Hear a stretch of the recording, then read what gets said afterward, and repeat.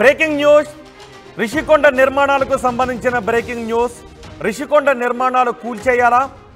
రిషికొండలో నిర్మాణాలు కూల్చేయండి అంటూ కేంద్రానికి రిటైర్డ్ ఐఏఎస్ అధికారి ఈఏఎస్ శర్మ లేఖ రాశారు. రిషికొండ నిర్మాణాలు వెంటనే కూల్చేయాలి అని శర్మ అంటున్నారు. రిషికొండలో సిఆర్జెడ్ నిబంధనలను ఉల్లంఘించి నిర్మాణాలు చేపట్టారు అని కమిటీ ఇప్పటికే తేల్చింది. కాబట్టి కూల్చేయాలి అని కేంద్రానికి రిటైర్డ్ ఐఏఎస్ శర్మ లేఖ రాశారు. పరిహారాన్ని అధికారుల దగ్గర నుంచి రాబట్టాలి అని శర్మ అంటున్నారు. కేరళలో నిర్మాణాలపై సుప్రీంకోర్టు ఇలాంటి తీర్పే ఇచ్చిందని శర్మ గుర్తు చేశారు. శర్మ లేఖపై కేంద్రం ఎలాంటి నిర్ణయం తీసుకుంటుంది అనే దానిపై ఉత్కంఠ కనిపిస్తోంది. మా ప్రతినిధి వర్మ ఉన్నారు పూర్తి సమాచారం అందించడానికి. వర్మ, శర్మ లేఖలో ఏం రాశారు, ఎందుకు నిర్మాణాలను కూల్చేయాలని అంటున్నారు? రోహిత్, ప్రధానంగా మనం చూసుకోవచ్చు ఏ శర్మ ఈయన లోగడ ఇంధన శాఖ కార్యదర్శిగా పనిచేసి రిటైర్ అయ్యారు. ఆయన వైజాగ్ చెందిన ఆయన, చిన్నప్పటి నుంచి కూడా ఆయన విశాఖలోనే పుట్టి పెరిగారు. విశాఖ ఎన్విరాన్మెంట్ గురించి బాగా అవగాహన ఉన్న వ్యక్తి. మనం చూసుకోవచ్చు, ఎప్పుడైతే ఈ ఋషికొండ మీద ఈ అక్రమ భవనాలు ఏవైతే ఉన్నాయో వీటి గురించి చాలా మంది చాలా రకాలుగా మాట్లాడుతూ ఉన్నారు. అయితే ఈ రోజు ఈఎస్ శర్మ గారు రాసిన లేఖ మాత్రం ఒక దుమారాన్ని రేపుందని మనం చెప్పొచ్చు. మొత్తం విశాఖలో అంతా కూడా ఇదే హాట్ టాపిక్ గా మారింది. మొత్తం ఎవరు ఏం చెప్పినా సరే ఈ ఋషికొండ మీద భవనాలని మరొకందుకు కూడా వాడుకోవచ్చని అందరూ చెప్తూ వచ్చారు. లేకపోతే ఆ పర్యాటక శాఖకు సంబంధించి దాన్ని ఇక్కడ టూరిజం గెస్ట్ హౌస్ల కింద మారుతాం, అలాగే మిగతా వాటికి ఫంక్షన్ హాల్స్ గా మార్చాలని రకరకాల డిమాండ్లు వచ్చాయి. అయితే ఖరాఖండిగా ఒకటే చెప్తా ఉన్నారు ఈఎస్ శర్మ గారు, ఖచ్చితంగా వీటిని కూల్చివేయాలి.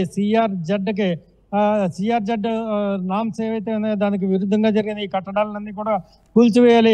లేకపోతే ఇక ముందు కూడా ఎలాంటి కట్టడాలు నిర్మిస్తూ ఉంటారో వాటిని రెగ్యులరైజ్ చేయడానికి లేకపోతే ఇంకొకందుకు ఉపయోగిస్తే కనుక ఇదే ఆనవాయితీ కింద వస్తుంది. కాబట్టి దీన్ని ఎట్టి పరిస్థితుల్లో అంగీకరించకూడదని పర్యావరణ శాఖ మంత్రిత్వ శాఖకి ఈ రోజు శర్మ గారు ఆ లెటర్ రాశారు. ఆయన మనం చూసుకోవచ్చు, ఎక్కడైతే కేరళలో ఒకసారి ఇలాగే జరిగింది, ఆ సమయంలో సిఆర్జెడ్కి విరుద్ధంగా, సిఆర్జెడ్ రెగ్యులేషన్ కి రూల్స్ కి వ్యతిరేకంగా అక్కడ నిర్మించిన కట్టడాలన్నిటిని నేలమట్టం చేశారు.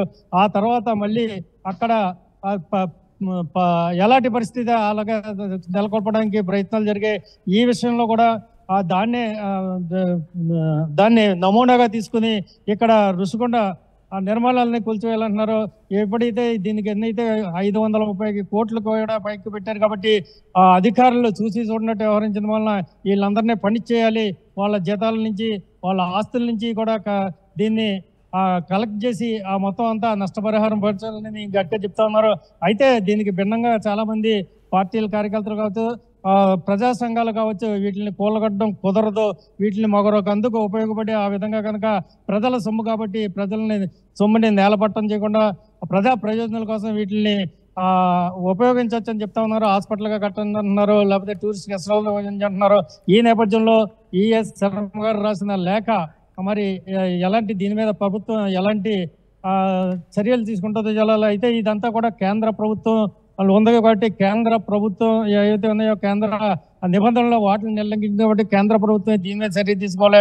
డైరెక్ట్ గా ఇక్కడ రాష్ట్ర ప్రభుత్వంతో సంప్రదింపులు జరపాలని ఈ ఈఎస్ శర్మ గారు డిమాండ్ చేస్తా ఉన్నారు. రోహిత్, రైట్ వర్మ, రిషికొండ నిర్మాణాలు కూల్చేయాలి అని రిటైర్డ్ ఐఏఎస్ శర్మ అంటున్నారు. విశాఖపట్నానికి చెందిన రిటైర్డ్ ఐఏఎస్ శర్మ, ఆయన గతంలో ఇంధన శాఖలో ఆయన ఒక అధికారిగా పనిచేశారు.